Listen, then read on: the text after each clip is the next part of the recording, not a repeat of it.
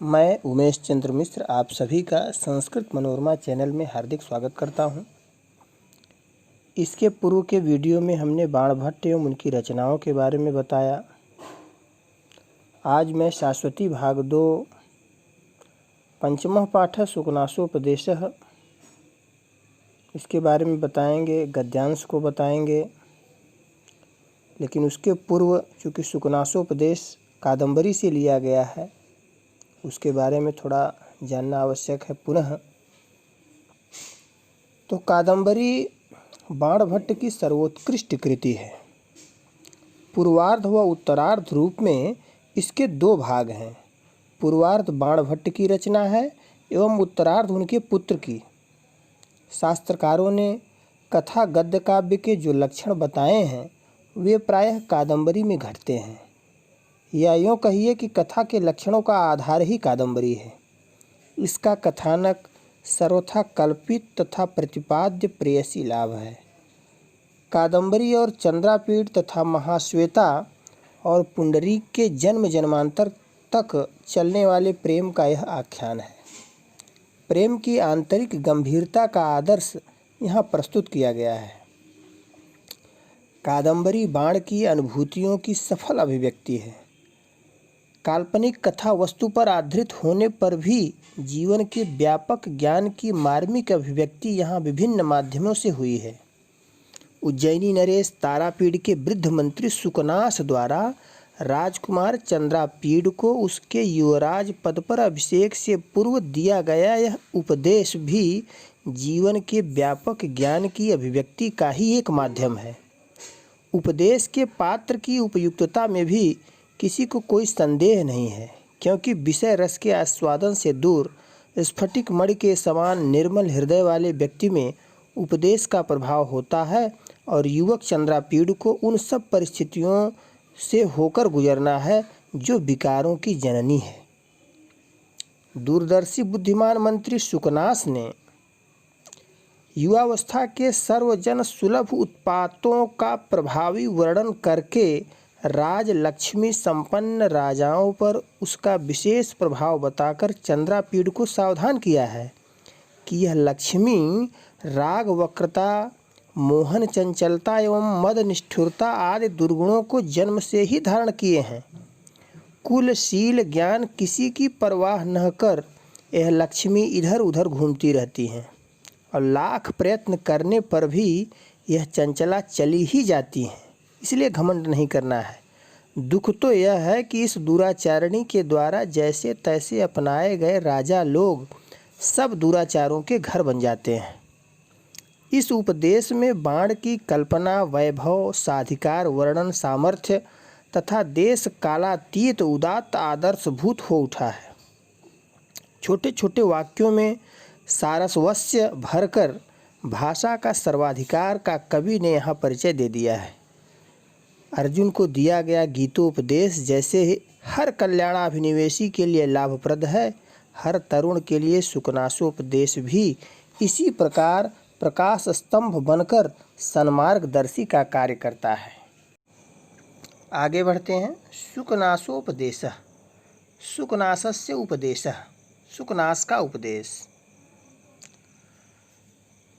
एवं समतिक्रामत्सु दिवसेषु राजा चंद्रापीडस्य यौवराज्याभिषेकं चिकीर्षुः प्रतिहारानुपकरण संभार संग्रहार्थम आदिदेश।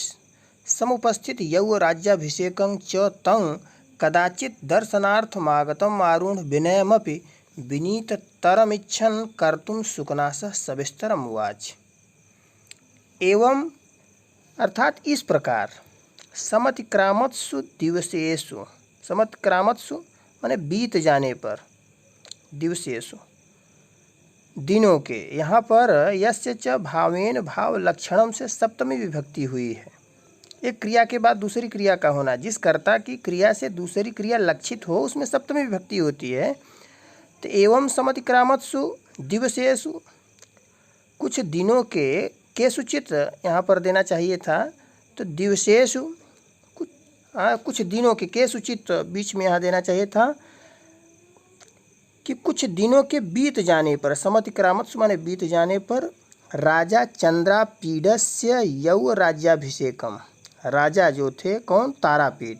तारापीड ने चंद्रापीडस्य, चंद्रापीड के यौवराज्याभिषेक माने युवराज पद पर अभिषेक, चिकीर्षु माने करने को इच्छुक, करने की इच्छा वाले। राजा जो तारापीड थे वह चंद्रापीड के युवराज पद पर अभिषेक करने की इच्छा से प्रतिहारान उपकरण संभार संग्रहार्थम आदिदेश। प्रतिहारान माने द्वारपालों को, द्वितीय विभक्ति बहुवचन, उपकरण संभार संग्रहार्थम आदिदेश। उपकरण माने अभिषेक की सामग्री जो थी, ऐसे समूह को संग्रहार्थम एकत्रित करने का आदेश दिया। राजा जो थे तारापीड वह अपने पुत्र चंद्रापीड के लिए युवराज पद पर जिसका अभिषेक करने की इच्छा थी, ऐसे में वह प्रतिहारान द्वारपालों को उपकरण संभार, उपकरण की जो सामग्री थी, ऐसे समूह को एकत्रित करने का आदेश दिया। समुपस्थित यौवराज्याभिषेकं च तं कदाचित दर्शनार्थमागतम आरूढ़ विनयमपि विनीततरमिच्छन् कर्तुं सुकनासः सविस्तरम् उवाच। समुपस्थित यौवराज्याभिषेकं च, और यौवराज्याभिषेक माने जिसका युवराज पद पर अभिषेक होने वाला था, समुपस्थित जो समय नज़दीक आ गया था, निकट, युवराज पद पर अभिषेक जिसका होने वाला था उसकी निकटता जिसकी आ गई थी, कौन? तम चंद्रापीडम, वह चंद्रापीड जो कदाचित दर्शनार्थम आगतम आरूढ़ विनयमपि, दर्शनार्थम माने दर्शनार्थ के लिए, दर्शन करने के लिए आगतम आया हुआ था, ऐसे आरूढ़ विनयमपि, आरूढ़ विनयमपि माने विनय संपन्न, शास्त्रोचित कार्य करने वाला जो रहता है वह विनयशील माना जाता है, वह विनयी माना जाता है। तो वह विनय संपन्न जो चंद्रापीड था, जो दर्शन के लिए आया था, दर्शनार्थ के लिए यहाँ पर आया हुआ था, ऐसे विनय संपन्न तम चंद्रापीडम, उस चंद्रापीड को विनीततरम इच्छन, विनीततरम, तरम प्रत्यय माने विनीततरम माने अतिशय विनम्र बनाने के लिए, इच्छन माने इच्छा, कर्तुम माने करने के लिए, करने की, कर्तुम इच्छन करने की इच्छा से, सुकनासः सुकनास ने सविस्तरम उवाच, विस्तार पूर्वक, उवाच माने कहा। क्या कहा? हम लोग हिंदी अनुवाद एक बार पुनः देखते हैं। इस प्रकार कुछ दिन बीतने पर चंद्रापीड का युवराज पद पर अभिषेक करने के इच्छुक राजा ने द्वारपालों को सामग्री समूह एकत्र करने के लिए आदेश दिया। किसी दिन दर्शन करने के लिए आए हुए उस चंद्रापीड को युवराज पद पर अभिषेक होने वाला था। विनयी होने पर भी अधिक विनयी बनाने की इच्छा से सुकनास ने विस्तार से कहा। यहाँ शब्दार्थ दिया गया है। एवं माने इस प्रकार, समति क्रामत्सु माने बीतने पर, चिकीर्षु माने करने का इच्छुक, प्रतिहारान माने द्वारपालों को, उपकरण संभार संग्रहार्थम सामग्री समूह के संग्रह के लिए, आरूढ़ विनयम विनय संपन्न को, विनीत तरम अतिशय विनम्रता, सविस्तरम यानी विस्तार से, उवाच माने कहा। आगे बढ़ते हैं। तात चंद्रापीड विदित वेदितव्यस्याधीत सर्वशास्त्रस्य ते नाल्पमपि उपदेष्टव्यमस्ति केवलं च निसर्गत एवाति गहनं तमो यौवन प्रभुवम अपरिणामोपशमो दारुणो लक्ष्मीमदः अप्रबोधा घोरा च राज्य सुख सन्निपात निद्रा भवति इत्यतः विस्तरेणाभिधीयसे।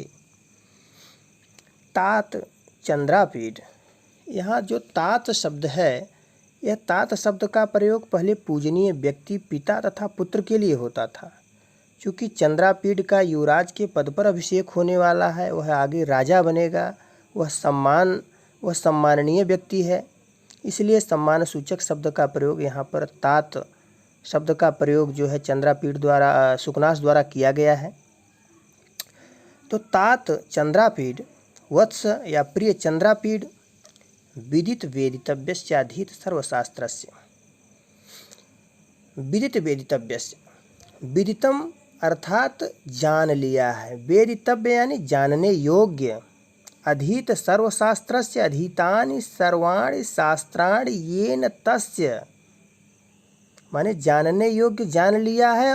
और अधीतानि सर्वाणि शास्त्राणि, और सभी शास्त्रों को तुमने पढ़ लिया है। ते, तुम्हें, षष्ठी विभक्ति एक वचन, तव ते, तुम्हें न अल्पम अपि उपदेष्टव्यम अस्ति। न अल्पम माने थोड़ा भी, अपि माने भी, उपदेष्टव्यम माने उपदेश देने योग्य, न अस्ति नहीं है, माने तुम्हें उपदेश देने योग्य विषय कुछ भी नहीं है, थोड़ा भी नहीं है, क्योंकि तुमने जानने योग्य सब कुछ जान लिया है, सभी शास्त्रों का अध्ययन कर लिया है। अधीतानि सर्वाणि शास्त्राणि, सभी शास्त्रों का अध्ययन कर लिया है, इसलिए तुम उपदेश के पात्र नहीं हो, तुम्हारे लिए उपदेश का कोई विषय नहीं है। केवलं च निसर्गत एवाति गहनं तमो यौवन प्रभवम, युवावस्था से उत्पन्न, तमो माने अंधकार, युवावस्था से उत्पन्न अंधकार, निसर्गतः, निसर्गत जो शब्द है, निसर्ग शब्द जो है, यह इसका अर्थ होता है सृष्टि, और सृष्टि का मूल कारण है प्रकृति। तो प्रकृति, इसलिए यहाँ पर स्वभाव से यहाँ पर इसका अर्थ द्योतित किया गया है कि युवावस्था से उत्पन्न अंधकार स्वभाव से अति गहनम, अत्यंत गहन होता है, अत्यंत घनघोर होता है। केवलं च माने फिर भी युवावस्था से उत्पन्न अंधकार स्वभाव से ही अत्यंत सघन होता है। अपरिणामोपशमो दारुणो लक्ष्मी मद, और लक्ष्मी मद, लक्ष्मी का मद, धन का नशा, धन का अहंकार, दारुणो माने तीक्ष्ण, इतना तीक्ष्ण होता है, इतना कठोर होता है, इतना भयंकर होता है कि अपरिणामोपशमो, परिणाम जो यहाँ पर शब्द आया है, पद है, यह अवस्था का सूचक है, अंतिम अवस्था का सूचक है, यानी वृद्धावस्था का सूचक है। न उपशमः, अपरिणामः न उपशमः, अंतिम अवस्था में भी शांत नहीं होता है। लक्ष्मी का जो नशा होता है इतना तीक्ष्ण होता है कि वह अंतिम अवस्था में भी शांत होने वाला नहीं है। अन्य नशा, मदिरा का नशा अगर हो गया तो थोड़ी देर बाद या कुछ समय बाद उसका नशा उतर जाता है, लेकिन धन का जो नशा होता है वह अंतिम अवस्था में भी शांत होने वाला नहीं है। अप्रबोधा घोरा च राज्य सुख सन्निपात निद्रा भवति। अप्रबोधा, अप्रबोधा माने जागरण नहीं होता है जिसका, घोरा माने भयंकर, राज्य सुख सन्निपात निद्रा, राज्य सुख, राज्य के सुख, सन्निपात यानी संयोग रूपी निद्रा, राज्य सुख संयोग रूपी निद्रा ऐसी होती है जिसमें जागरण होता ही नहीं है। इतनी घनघोर निद्रा होती है जिसमें जागरण नहीं होता है, अर्थात अन्य विषयों के प्रति वह अन्य मनस्क हो जाता है, वह आकंठ भोग विलास में डूब जाता है। जिसके पास धन हो गया और इन सारी चीज़ें एक साथ अगर मिल जाती हैं, और जो राजा बनने वाला है, राजा बनने के बाद इन तमाम चीज़ें, तमाम विकार का आना स्वाभाविक है। इत्यतः, इत्यतः माने इसलिए, विस्तरेण माने विस्तार से, अभिधीय से, इसलिए विस्तार से तुमसे कहा जा रहा है। अभिधीय से, अभि उपसर्ग है, धा धातु है, लट लकार मध्यम पुरुष एक वचन, इसलिए विस्तार से जो है तुमसे कहा जा रहा है। हिंदी अनुवाद एक साथ देखते हैं। वत्स चंद्रापीठ, तुमने जानने योग्य सब कुछ जान लिया है, सब शास्त्र पढ़ लिए हैं, अतः तुम्हारे लिए तनिक भी उपदेश देने योग्य विषय नहीं है। तथापि यौवन से उत्पन्न अंधकार स्वभाव से अत्यंत सघन होता है, धन से उत्पन्न नशा ऐसा भयंकर होता है जो अंतिम अवस्था में शांत नहीं होता है, राज्य सुख संयोग रूपी निद्रा ऐसी गहरी होती है जिसमें जागरण नहीं होता है, इसलिए तुमसे विस्तार से कह रहा हूँ। शब्दार्थ है, तात शब्द का अर्थ है प्रिय या वत्स। तात शब्द का प्रयोग पहले पूजनीय व्यक्ति, पिता तथा पुत्र के लिए होता था। विदितव्यस्य अर्थात जिसने जानने योग्य जान लिया है। उपदेष्टव्यम, उपदेश देने योग्य विषय, निसर्गतः स्वभाव से। यौवन प्रभवम माने युवावस्था से उत्पन्न, यौवन जिसका उत्पत्ति स्थान है। अपरिणामोपशमः, अंतिम अवस्था में भी जिसकी शांति नहीं होती है। अविधीयते माने कहा जा रहा है। आगे गद्यांश देखते हैं। गर्भेश्वरत्वम अभिनव यौवनत्वम अप्रतिम रूपत्वम अमानुषशक्तित्वं चेति महतीयं खल्वनर्थ परंपरा यौवनारंभे च प्रायः शास्त्र जल प्रक्षालन निर्मलापि कालुष्यम उपयाति बुद्धि नाशयति च पुरुषमत्यासंगो विषयेषु। गर्भेश्वरत्वम माने गर्भ से ही स्वामित्व प्राप्त हो जाना। जो राजा का पुत्र गर्भ में आते ही राज्य के स्वामित्व का अधिकारी हो जाता था। क्योंकि राजा का पुत्र ही राजा हुआ करता था, इसलिए वह गर्भ से ही उसको स्वामित्व की प्राप्ति हो जाती थी। अभिनव यौवनत्वम, चूँकि जन्म के बाद ही उसके साथ राजा जैसा व्यवहार होने लगता था, उसकी बात को कोई जल्दी काटता नहीं था। तो गर्भेश्वरत्वम, गर्भ से ही स्वामित्व की प्राप्ति हो जाना। अभिनव यौवनत्वम, नव यौवन होना। अप्रतिम रूपत्वम, अत्यधिक रूपवान होना, अनुपम सुंदरता का होना। अमानुष शक्तित्वम, अलौकिक सामर्थ्य का होना। च माने और अमानुष शक्तित्वम, अलौकिक सामर्थ्य का होना, शक्ति का हो जाना, अत्यधिक बलवान हो जाना। महतीयम माने महान। खल व नर्थ परंपरा, खलु माने निश्चित, निश्चितता का बोध करा रहा है। अब यह अव्यय है। अनर्थ परंपरा, अनर्थ की कड़ी है, महान अनर्थ की कड़ी है। क्या? गर्भ से ही स्वामित्व की प्राप्ति हो जाना। नवयौवन का होना, युवावस्था का प्रारंभिक स्टेज। अप्रतिम रूपत्वम, अत्यधिक रूपवान होना। अमानुष शक्तित्वम, अलौकिक सामर्थ्य का होना, शक्ति का होना। यह सभी जो है महान अनर्थ की कड़ी कही गई है। और यह चारों चीज़ जो है चंद्रापीड़ में था, क्योंकि वह राजा का लड़का था। युवावस्था के प्रारंभिक स्टेज में था। अत्यधिक रूपवान और अलौकिक सामर्थ्य, ये सभी चीज़ें जो है उसमें मौजूद थी।